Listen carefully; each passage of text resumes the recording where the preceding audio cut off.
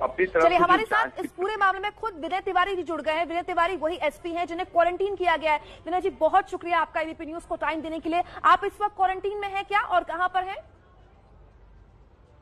हाँ, मुझे क्वारंटीन किया गया है, मैं होम क्वारंटीन में हूँ और मुझे एसआरपीएफ का गेस्ट हाउस अलॉट किया गया था, तो उसी गेस्ट हाउस में मैं क्वारंटीन हूँ।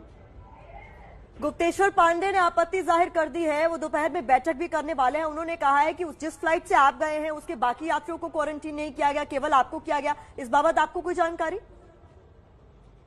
क्योंकि मेरी जानकारी में यह है कि मैं तो एक पहले से भी डीसीपी को भी हम लोग हमारे पटना पुलिस की तरफ से एक लेटर गया था और बाकायदा लेटर देकर सब कुछ सूचित करते हुए प्रोसेस फॉलो करके ही मैं आया था। एयरपोर्ट पर मुझे कोई नहीं मिला था और एयरपोर्ट पर ऐसी कोई स्कैनिंग नहीं हुई थी, कोई आदमी वहाँ नहीं था जो मुझे बताता कि मीटिंग नहीं करना है। और कल शाम आने के पश्चात मैंने अपना काम रिज्यूम किया और इन्वेस्टिगेशन का कुछ हिस्सा बाकी था, तो हम लोगों को टीम के साथ मीटिंग करके स्टार्ट कर दिया था। और लेट नाइट मुझे फोन आया था बीएमसी ऑफिशियल का, तो उन्होंने बताया कि आपको आना होगा, किसी बात है। तो मैं आया तो फिर मुझे बताया गया कि वो होम क्वारंटाइन का प्रोसीजर है, फॉलो करना होगा। तो मैंने बताया ठीक है, जो भी प्रोसीजर है आप फॉलो कीजिए। फॉलो करने के बाद होम क्वारंटाइन कर दिया गया और यहीं से हम लोग वीडियो कॉन्फ्रेंसिंग करके अपनी टीम के साथ टच में हैं और इन्वेस्टिगेशन आगे बढ़ता रहेगा। विनय जी, आप कह रहे हैं कि वीडियो कॉन्फ्रेंसिंग के जरिए आप बिहार पुलिस जो कि मुंबई में है उससे संपर्क में है, लेकिन मैं विस्तार से जानना चाहती हूं कि एक आईपीएस अधिकारी जब एयरपोर्ट में पहुंचा तो उसके साथ किस तरह का व्यवहार हुआ? आपके साथ जो 2 लोग और थे उनको क्वारंटीन नहीं किया गया, आपको कहां ले जाया गया, किसने आपसे संपर्क किया? विस्तार से बताएं। नमस्ते भारत में एबीपी न्यूज पर। नहीं, ऐसा कुछ नहीं, मुझे एयरपोर्ट पर कोई नहीं मिला। मैं नॉर्मल आया था एयरपोर्ट पर और मुझे एयरपोर्ट पर किसी ने बताया नहीं कि ऐसा कोई होम क्वारंटाइन का प्रोसीजर है, तो मैं सीधा गेस्ट हाउस आ गया था, वहां से अपना काम से रिज्यूम कर दिया था। तो आपको गेस्ट हाउस में बताया गया? हाँ, मैं बाद में जब फिर अपने काम के लिए बाहर निकला था तो मुझे फोन आया कि ऐसे प्रोसीजर। जी विनय जी, ये समझना चाह रहे हैं कि आप जिस गेस्ट हाउस पे गए थे वहीं आपको कॉल आया और वहीं पर आपको क्वारंटीन रखा गया? नहीं, मैं गेस्ट हाउस से बाहर निकल चुका था अपने काम के लिए और मैं फील्ड में था, कुछ इन्वेस्टिगेशन चल रहा था अपनी टीम के साथ एक जगह था मैं, तो मुझे फोन आया कि वापस आना होगा। तब मैं वापस आया हूँ, फिर प्रोसीजर हुआ। तो क्वारंटीन आप उस सेम गेस्ट हाउस में वापस आप वहीं पहुंचे हैं? राइट, वापस। विनय जी, क्या आपके साथ व्यवहार ठीक हुआ, पहली बात? और जब आपको क्वारंटीन किया जा रहा था तो क्या आपने आपत्ति दर्ज कराई तो क्या कहा, क्या जवाब मिला? क्योंकि सरकार का आदेश है तो इसमें आपत्ति दर्ज कराने का कोई सवाल नहीं है, लेकिन फिर भी मैंने स्पष्ट किया था कि मैं पुलिस ऑफिसर ऑन ड्यूटी हूँ, तो शायद एसेंशियल ड्यूटीज में आने के रहते हुए शायद ये एग्जेम्प्ट किया जा सकता है। ये मैंने रिक्वेस्ट की थी, लेकिन कंसर्न ऑफिसर द्वारा बताया गया कि वर्तमान में ये प्रक्रिया होगी, आगे जैसा होगा बताया जाएगा। तो विनय जी, क्या आप मेंटली प्रिपेयर्ड थे? क्योंकि देखिए, ये नियम अगर आप कह रहे हैं सरकार का नियम है तो यानी आपको पहले से जानकारी होगी कि जो भी एयर ट्रैवल कर रहा है उसको क्वारंटीन होना पड़ रहा है, यानी दिस वाज एक्सपेक्टेड? नहीं, ऐसा नहीं है एक्सपेक्टेड, क्योंकि महाराष्ट्र गवर्नमेंट का ऑर्डर है ये जो मुझे दिखाया गया। तो हमारी टीम के लोग भी पहले आए हुए थे, तो उनके साथ प्रोसीजर तो नहीं फॉलो किया गया था। तो क्योंकि पुलिस ऑफिसर था हम ड्यूटी पे, तो हम लोग यही सोच रहे थे कि पुलिस ऑफिसर को एग्जेम्प्ट किया जाएगा। जी विनय जी, आपकी बात जितनी मैं समझ पा रही हूँ उसका मतलब ये कि यह आदेश केवल आपके लिए जारी हुआ क्योंकि आपके साथ जो 2 यात्री थे वो क्वारंटीन नहीं है? नहीं, मेरे साथ कोई यात्री नहीं था, मेरी टीम पहले ही आ चुकी है यहाँ पे, 27 तारीख से ही काम कर रही है। वो लोग उन लोग पुलिस ऑफिसर ही हैं, तो मैं अकेला ही आया हूँ और मेरे साथ कोई और नहीं। विनय जी, ये बात मैंने इसलिए पूछी आपसे क्योंकि आपके राज्य के डीजीपी इसी बात को लेकर नाराज हैं, इस खातर नाराज हैं कि आज दोपहर 2 बजे बैठक करने वाले हैं। राइट, क्योंकि हम पुलिस ऑफिसर्स ऑन ड्यूटी हैं तो एग्जेम्पशन दिया जा सकता था। तो एयरपोर्ट पर आपकी जांच वगैरह हुई होगी जैसा कि प्रोटोकॉल कहता है, तो जांच के बाद आपको कह दिया गया कि क्वारंटीन हो जाइए, आपका टेस्ट किया गया क्या? नहीं, एयरपोर्ट पर ऐसा कोई प्रोसीजर नहीं किया गया, एयरपोर्ट पर कोई था भी नहीं। एयरपोर्ट से निकलने के बाद जब गेस्ट हाउस आए हैं उसके बाद काम जब शुरू किया तब कॉन्टेक्ट किया गया। यानी आप कह रहे हैं कि सैंपल लिया गया है गेस्ट हाउस जाने के बाद ही सही, लेकिन लिया गया है? नहीं, सैंपल नहीं लिया गया है, बताया गया है कि this is the order of the government कि होम क्वारंटाइन होता है 14 दिन का, तो फिर होम क्वारंटाइन की मोहर लगाई गई, स्टैंप लगाया गया है, जिसे मुझे फॉलो करना होगा। तो विनय जी, मतलब समझ नहीं आया, होम क्वारंटीन का मतलब मायने क्या रह जाते हैं जब सैंपल नहीं लिया गया? तो मेरा कुछ कहना उचित नहीं होगा, मुझे तो जो आदेश दिया गया मैं वो फॉलो करता हूँ। आपने आपत्ति तो साहब जाहिर की होगी ना, आप आईपीएस अफसर हैं विनय जी, और बहुत ही महत्वपूर्ण जांच के लिए वहां जा रहे हैं, आप कानून के इतने बड़े जानकार हैं, आपसे बेहतर कौन जानता है कानून? हमने ये बात बताई बीएमसी ऑफिसर्स को कि हम पुलिस ऑफिसर ऑन ड्यूटी हैं, तो शायद कुछ छूट मिल जाए। तो उन्होंने बताया कि सर यहाँ पर सवाल यह है कि आपने चूंकि कहा कि एयरपोर्ट पर आपका सैंपल नहीं लिया गया, आप ये एक्सपेक्ट कर रहे थे कि भाई शायद आपको छूट मिल जाए, इस मामले में नहीं मिली, तो आप कह रहे हैं कि आपका सैंपल भी नहीं लिया गया। तो आपने किसी से कहा कि नहीं कि भाई 14 दिन तो रुक रहा हूँ, लेकिन जब सैंपल नहीं लिया गया, इस बात की पुष्टि नहीं है कि कोरोना है या नहीं है, तो आपको घर में बंदी बनाने का क्या मतलब? इस पर तो मेरा कुछ, क्योंकि मैं तो अधिकारी हूँ, तो मेरा कहना उचित नहीं होगा। मैं इतना कह सकता हूँ कि मुझे जो आदेश मिले हैं मैं उसका पालन कर रहा हूँ। मतलब विनय तिवारी बतौर एसपी सिटी पटना जो कि मुंबई गए थे इस पूरे मामले में जांच को एक तरह से नेतृत्व देने के लिए, अभी हाल फिलहाल जो आप बता रहे हैं वो ताजा अपडेट ये है कि 14 दिन के लिए जब तक आपको कोई आदेश नहीं मिल जाता आप वहीं क्वारंटीन रहेंगे गेस्ट हाउस में। राइट, एकदम सही। ये इन्वेस्टिगेशन मतलब आप ये कह रहे हैं कि अब आप वहां पर रहते हुए वीडियो कॉन्फ्रेंसिंग के जरिए इन्वेस्टिगेशन जारी रखेंगे? हाँ, क्योंकि एसआईटी को लीड मैं कर रहा हूँ, मेरी टीम भी यहाँ पर है, तो इन्वेस्टिगेशन तो करना होगा।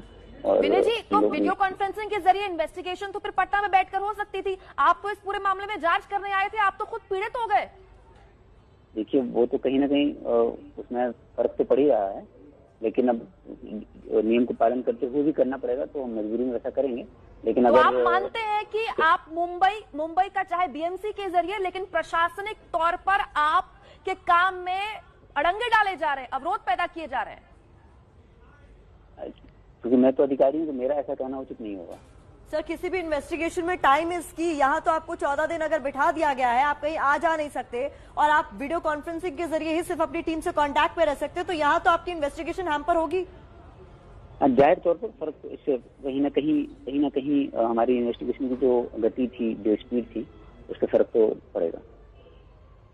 तो आप लगातार हमारे साथ बने रहें। इस बीच बड़ी खबर जो लगातार नमस्ते भारत में दर्शकों को हम दिखा रहे हैं, बीएमसी ने विनय तिवारी को बाकायदा क्वारंटीन रहने के लिए कहा है। विनय तिवारी हमारे साथ इस पर एक्सक्लूसिव नमस्ते भारत में बने हुए हैं। वो बता रहे कि मेरा कोई सैंपल नहीं लिया गया कोरोना का, उसके बावजूद भी क्वारंटीन मुझे कर दिया गया। विनय जी, क्या आपको कोई जानकारी दी गई है कि 1-2 दिन में सैंपल लिया जाएगा? नहीं, अभी तो ऐसी कोई जानकारी मुझे नहीं दी गई।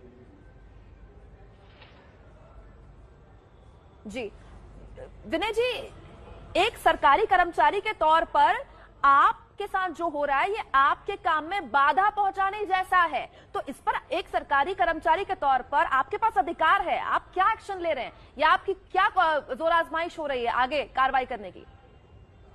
मैंने अपने सीनियर ऑफिसर से इन्फॉर्म कर दिया है, मेरे जो कंट्रोलिंग ऑफिसर है मैंने उनको इन्फॉर्म कर दिया। जी, आपके सीनियर्स को आपने चूंकि इन्फॉर्म किया, हम भी ये जानना चाहेंगे क्योंकि जिस तरीके से गुप्तेश्वर पांडे नाराज हैं, गुस्से में हैं, क्या कुछ हुआ इस मामले में? मेरे द्वारा इन्फॉर्म कर दिया गया, चूंकि हम लोग डेली की अपडेट भी देते हैं अपने ऑफिसर्स को जब भी बाहर होते हैं राज्य से। तो विनय जी, आपने क्या कहा? विनय जी, आईपीसी की धाराओं को आप जानते हैं, इस पूरे मामले में आपके हिसाब से कानून क्या तोड़ा जा रहा है, और कानून अगर तोड़ा जा रहा है तो फिर कानून को क्या अपने हिसाब से मोल्ड किया जा रहा है?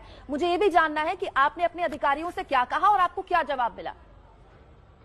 मेरे द्वारा ये बताया गया अपने सीनियर ऑफिस कंट्रोलिंग ऑफिसर को कि मैं यहाँ पर आया था सरकार के आदेश से ही, और आने के बाद मैंने इन्वेस्टिगेशन चालू किया और फिर मुझे लेट नाइट कॉन्टेक्ट किया गया था, फिर और होम क्वारंटाइन का स्टैंप लगाया गया है, तो मैं वर्तमान में इसका पालन कर रहा हूँ। तो सीनियर ऑफिसर्स के द्वारा बताया गया कि ठीक है। आपके काम में इस तरीके से बाधा डालने को इलीगल कन्फाइनमेंट माना जाए विनय जी? क्योंकि इस तरह के शब्दावली का प्रयोग मेरे द्वारा तो उचित नहीं होगा। तो आप ये शब्द इस्तेमाल नहीं करना चाहते, इलीगल कॉल? आप हाँ ना बोल सकते हैं, हम शब्द इस्तेमाल कर रहे हैं। मैं इसको होम क्वारंटाइन ही बोलूंगा, क्योंकि मुझे होम क्वारंटाइन की स्टैंप ही लगी है, इसमें स्पष्ट रूप से लिखा हुआ है कि आप इस आदेश के आलोक में होम क्वारंटाइन की जाए। सर, 2 अलग अलग लोगों के लिए 2 अलग अलग नियम नहीं हो सकते ना, सवाल सिर्फ बेसिक सा है। आपकी टीम भी महाराष्ट्र पहुंची, उनको क्वारंटीन नहीं किया गया, लेकिन आप पहुंचे और तुरंत क्वारंटीन कर दिए गए। हाँ, ऐसा है, ये बात सही।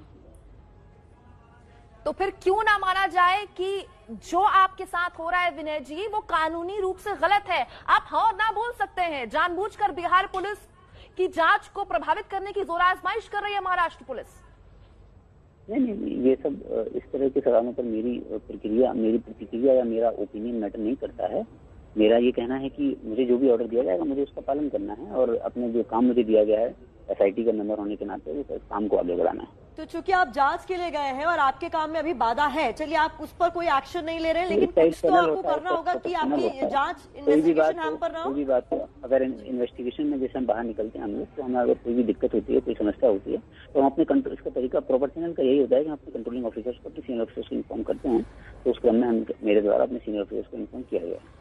विनय जी, इस पूरे मामले में तुरंत जांच की लगातार मांग की जा रही है, इसी वजह से आपको वहां भेजा गया है। अगर आप 14 दिन ऐसे ही क्वारंटीन रहते हैं तो आपके हिसाब से ये जांच कितने पीछे चली जाएगी? कि कोई क्वांटिफाई करना तो बहुत मुश्किल है कि कितना पीछे जाएगी, कितना पीछे नहीं जाएगी, ऐसे तो क्वांटिफाई नहीं कर पाएंगे इसको। लेकिन हाँ, ये है कि चूंकि हमको किसी न किसी उद्देश्य से भेजा गया था, तो उस उद्देश्य को की प्राप्ति करने में जो एफर्ट हम लोग लगा रहे थे, उसको थोड़ा सा उद्देश्य की प्राप्ति करने में थोड़ा झटका तो लगेगा। जी विनय जी, आप IPS अधिकारी होने के साथ साथ इस देश के जागरूक और जिम्मेदार नागरिक भी हैं। ऐसा जो आपके साथ हुआ है, अगर इस देश के आम नागरिक के साथ होता, आपके रहते, आपके IPS ऑफिसर रहते आपके अंडर, तो आप क्या करते? ये बड़ा ही कल्पनात्मक सवाल है कि तो ऐसी कल्पना करना ही अपने आप में बड़ा अजीब है। सर, ये सच है आज का, ये आपका सच है, ये हमारा सच है, हमारे सिस्टम का सच है। आपसे बेहतर कौन जवाब दे सकता है? ये तो एक कोरी कल्पना है। हर परिस्थिति को, जब उस परिस्थिति में आप होते हैं, कानून क्या कहता है सर? आप तो कानून के जानकार हैं, आप बताइए ना। कानून की स्थिति स्पष्ट है। मुझे जो ऑर्डर दिखाया गया उसमें यह स्पष्ट लिखा हुआ है कि महाराष्ट्र के बाहर से जो लोग आएंगे वो क्वारंटीन किए जाएंगे। लेकिन उसमें शायद यह भी प्रोविजन है कि चलिए, अगर आप प्रोविजन की बात कर रहे हैं कि महाराष्ट्र सरकार का ये प्रोविजन है सर, बहुत ही बेसिक सा सवाल है, तो आपकी टीम के बाकी सदस्यों के लिए ये नियम कायदे कहाँ रह गए? किसी ऑफिस के काम से आए हैं या किसी इसेंशियल ड्यूटी पे हैं, तो उसमें छूट मिलने का भी पूरा दायरा है।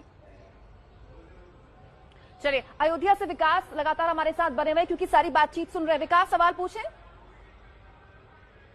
विनय तिवारी जी, मेरा एक सवाल है, आप सरकारी कामकाज पर, सरकारी काम के सिलसिले में मुंबई गए हैं। सरकारी काम में बाधा डालने की धारा होती है IPC की 354। क्या आपको जो जबरदस्त होम क्वारंटीन किया गया है, आपकी बाकी टीम जो पहले पहुंची थी इन्वेस्टिगेशन के लिए, उसको होम क्वारंटीन नहीं किया गया, आपको किया गया? आपके सरकारी काम में बाधा डालने की कोशिश की है मुंबई BMC ने। क्या आप इस मामले में रिपोर्ट दर्ज कराएंगे सरकारी कामकाज में बाधा की? नहीं, क्योंकि कोई भी ऐसी जब बाधा पहुंचती है या कुछ भी होता है, तो जो प्रॉपर चैनल है, वो तरीका उसका वही है कि हम अपने कंट्रोलिंग ऑफिसर्स को इन्फॉर्म करें और फिर वहां से जो डायरेक्शन आता है उसी तरीके से हम लोग काम करते हैं। क्योंकि मैं व्यक्तिगत ट्रिप नहीं हूँ, व्यक्तिगत विजिट नहीं हूँ। तो आज दोपहर में जो बैठक होगी DGP गुप्तेश्वर पांडे की, क्या उसमें यही फैसला होने वाला है कि आप FIR दर्ज कराएं BMC के खिलाफ? नहीं, ऐसा तो मैं तो ऐसा कुछ भी नहीं कहूंगा। बस मैंने अपने कंट्रोलिंग ऑफिसर्स को इन्फॉर्म कर दिया है कि ऐसी घटना हुई। जी चलिए विकास, आप भी हमारे साथ लगातार बने रहे। लेकिन विनय तिवारी जी, एक IPS अधिकारी होने के नाते आप जो बात कह रहे हैं, यकीन मानिए उसका बहुत वजन है। मैं समझ रही हूँ कि आप एक सरकारी अधिकारी और बहुत नपे तुले अंदाज में अपने शब्दों को आप पिरोकर दर्शकों के आगे रख रहे हैं, लेकिन दर्शक ये जानना चाहते हैं कि अगर उनके साथ ऐसा हो जाए तो वो क्या करें, बताएं ना। चूंकि हर परिस्थिति अलग अलग होती है, हर व्यक्ति का काम अलग अलग होता है। मैं अभी पुलिस ऑफिसर हूँ और ड्यूटी पर हूँ, तो बिल्कुल अलग परिस्थिति है। किसी और व्यक्ति की परिस्थिति कुछ और हो सकती है। चलते चलते सिर्फ एक सवाल आपसे ये पूछ रही हूँ कि भले ही आप खुले तौर पर ये नहीं कह रहे हैं कि आपके साथ जो हुआ वो गलत हुआ या सही हुआ, लेकिन आपका अपने सीनियर अधिकारियों को इस बारे में जानकारी देना, कहीं ना कहीं आप मानते हैं कि आपके अधिकारियों का हनन हुआ है? क्योंकि इन्वेस्टिगेशन हम लोग कर सकते हैं कहीं पर भी जाकर, और बेसिक इन्वेस्टिगेशन जो हम लोग स्टार्ट कर रहे थे वो कर सकते हैं, और वो हम लोगों का कानूनी अधिकार भी है करना। तो उसी के सिलसिले में ही आए हुए थे। तो अगर उसमें कोई भी ऐसी समस्या हुई है तो उसको इन्फॉर्म किया जाता है और इन्फॉर्म किया गया है।